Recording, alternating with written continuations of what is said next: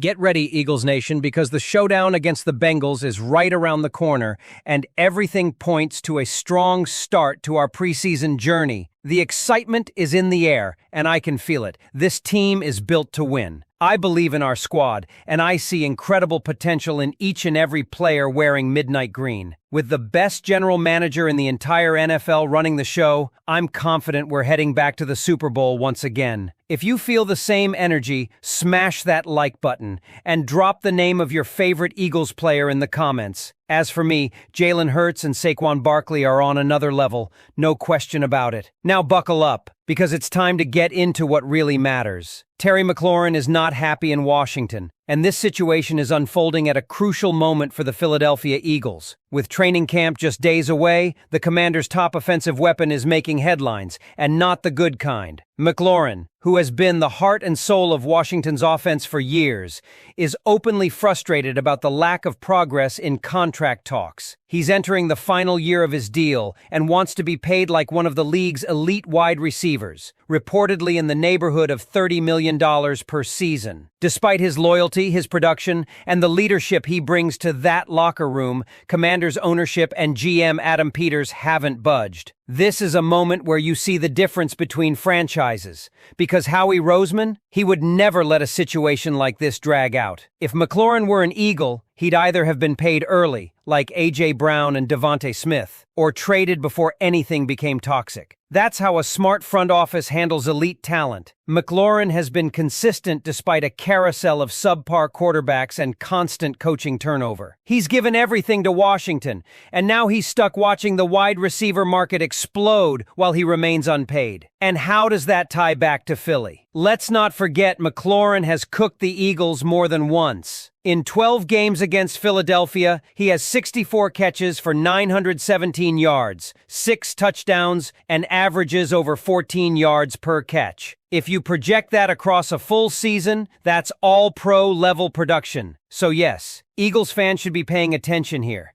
If McLaurin holds out, demands a trade, or shows up to camp disgruntled, that immediately weakens one of the few NFC East teams that can threaten the Eagles. A happy, locked-in Terry McLaurin is a real problem. An unhappy McLaurin? That's leverage for the birds. But it gets even more layered. The Commanders went out and acquired Deebo Samuel this offseason, guaranteeing him $17 million for 2025. That was supposed to give Jaden Daniels, their rookie QB, a true WR duo. But what's the point of pairing Daniels with Deebo if your WR1 isn't committed? You don't go all in with a broken locker room dynamic. And let's be honest, Deebo hasn't exactly stayed in top shape, according to none other than Brandon Graham. Graham took a playful jab at Deebo, saying he's got to get in shape first before the Eagles start worrying about him. There's tension brewing in Washington, and it could blow up before the season starts. And if McLaurin truly wants out, that might open the door for another NFC contender, or even a rival, to make a move. But again, that's what separates the Eagles from the rest. Look at the way Philly locked in their key players before the market exploded. Howie Roseman saw this wide receiver money coming and acted decisively. Garrett Wilson just landed a 4-year,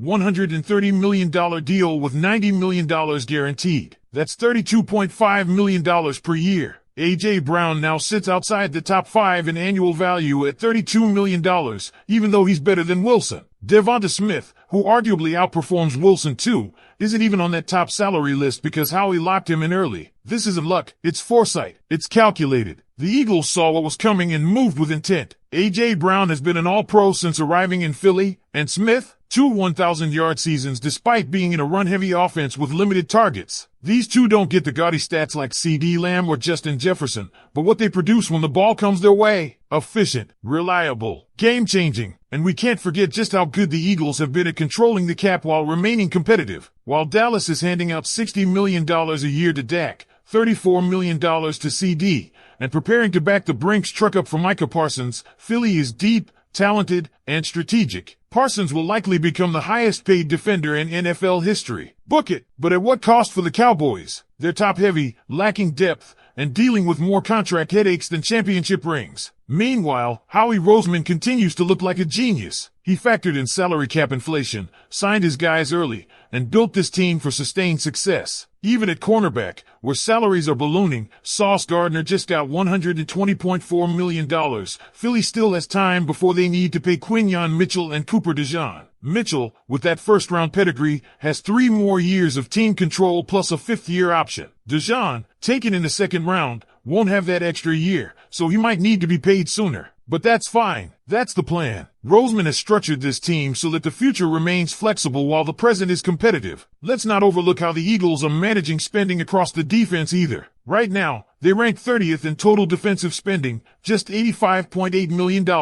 That's near the bottom of the league. But look at what they're getting in return. They're 31st on the D-line, 30th at linebacker, 4th at cornerback, and 31st at safety. What does that tell you? They're prioritizing the positions that matter most in today's NFL and not overspending where they don't need to. That's intentional. And speaking of smart roster management, let's talk about Trey Smith. Kansas City just made him the highest paid guard in the NFL, $94 million over 4 years, with $70 million guaranteed. That's $23.5 million per year for a guard. Meanwhile, the Eagles already paid Landon Dickerson, who many believe is a better player. Again, this is Roseman playing chess while others are playing checkers. And it's not like the Eagles don't know Trey Smith well. Just ask Nolan Smith, who flat out dominated him during Super Bowl 59. There's tape of Nolan blowing up a Chiefs play by obliterating Trey Smith on a pole block. That's the highest paid guard in football getting owned by a 2nd-year edge rusher. That's how Philly built this defense, young, cheap, and hungry. So now I want to hear from you, Eagles fans. How do you feel about the chaos in Washington surrounding Terry McLaurin? Does this give the Birds an even bigger edge in the division?